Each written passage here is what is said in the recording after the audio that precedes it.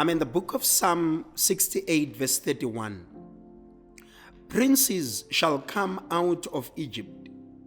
Ethiopia shall soon stretch out her hands unto God. I wanted to look at this. This is Africa that we are talking about. This is a prophetic message to the continent of Africa. Princes shall come out of Egypt. Ethiopia shall soon stretch out her hands unto God. So these are important people.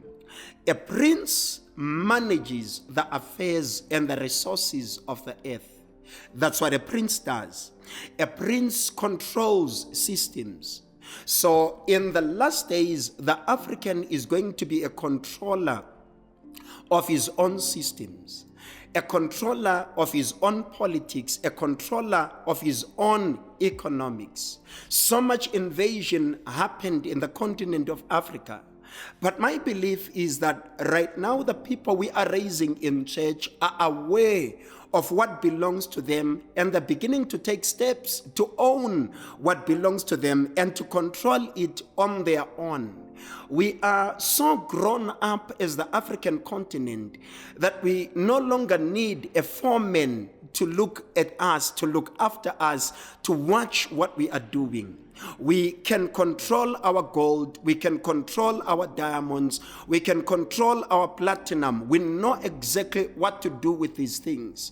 So there will be a time, and it's coming because of the revival that God has planted in Africa. There's so many minds that are now looking at what belongs to us, and they know what to do with it. We don't need interference. We need a people that know that God has given them minds and God has given them power to control their resources even in this time. Princes are coming out of Egypt. We are not inferior. We are not less than other people. We are as good as other people. We are as intelligent as other people. We are as wise, if not wiser, than other people. We are clever. We are blessed of the Lord. Princes are coming out of Egypt. Please look at the caliber of person that God says He is raising up in this revival. This is not a guy that thinks that the white person thinks better than them. This is a guy that understands I was born here, I was raised here, and God trusted me with the resources of Africa. I will manage them in my time. Please note the structure of the verse. God places authority before church activity. Ethiopia is going to stretch out her hands unto the Lord. That's church activity. But it says princes are coming out of Egypt. That's authority. We are in a dilemma because the church has placed church activity before actual authority. The Lord wants us to have authority before He wants us to have church activity. If we're going to have church activity, it has to add to the authority that we're going to execute in the marketplace, in mining places, in business spaces, in political spaces, in economic spaces, in all places of entrepreneurship. Not only are we going to be players, but we're going to own this thing. I look at our musicians who owns their music. That's the guy that's making money out of them.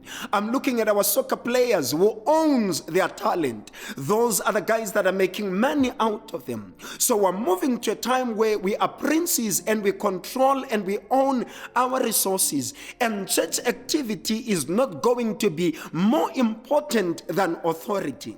Doesn't it strike you that in the beginning God gave authority to men? Before He gave him a church, He gave him authority. Before He asked him to go to church to pray and to do many things, He gave him authority. So we're moving back to those times when we're going to be men of authority, and then we are going to have church activity.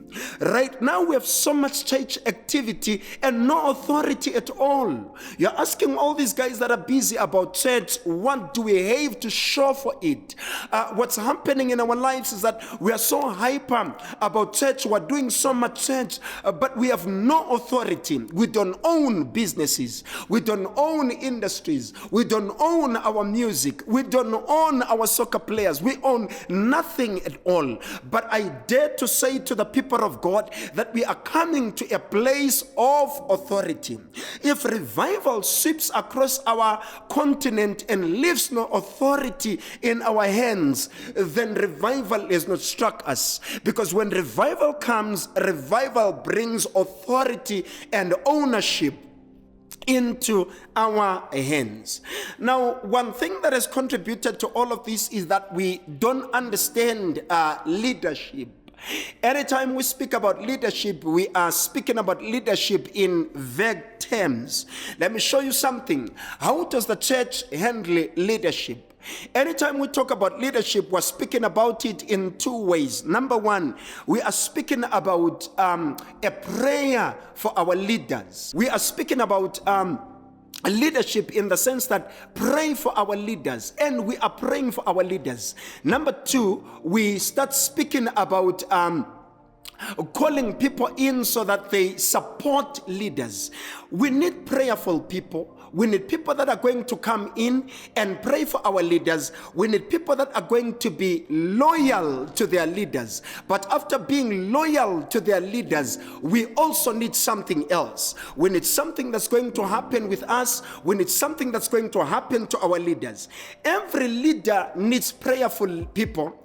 Every leader needs loyal people. But after that, we need to call people to step up as leaders.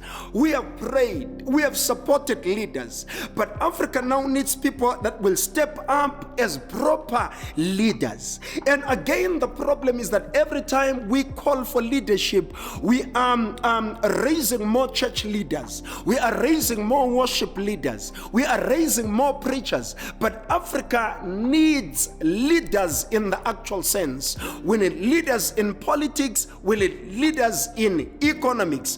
I dare you to understand me today. I want you to open up your ears and understand. We need less preachers and more politicians. We need less worship leaders and more people that are going to lead in parliament, lead in the Senate, lead in places that matter.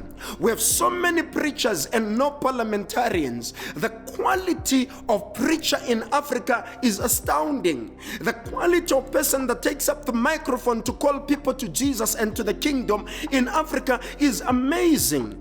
But look at the caliber of politician and economists that we have, and we're going to see what I am talking about. We are now stepping up to raise people for leadership in economics, raise people for leadership in economics. And it is my assignment to talk to you until I see leaders in those sectors in the name of Jesus.